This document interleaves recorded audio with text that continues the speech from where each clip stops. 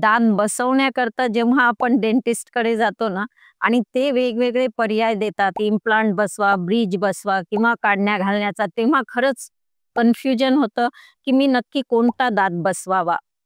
आपण जेव्हा ब्रिज बसवतो, तेव्हा आपल्या आजूबाजूच्या दातांचा आधार घेतला जातो आणि त्यांना वरचं कटिंग किंवा आपण प्रिपरेशन करतो आणि त्याच्यावर या आधार घेऊन असा ब्रिज बसवला जातो.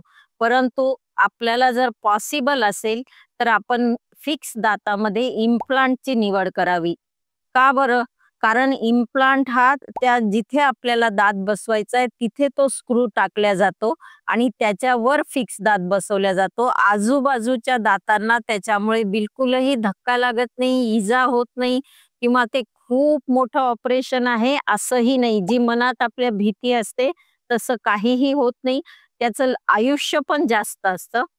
दुसरी गोष्ट, ज्यांना आता अगदीच पॉसिबल नाहीये, सिस्टेमिक डिसीजेस आहेत किंवा शारीरिक काही आजार आहे, तिथे हाडच नाहीये किंवा काही हिरड्यांचा आजार असेल, जिथे तो इम्प्लांट टाकल्या जाऊ शकत नसेल, तरच मग आपण हे आजूबाजूच्या दातांचा आधार घेऊन जो ब्रिज बसवला जातो, त्याचा विचार करायला पाहिजे.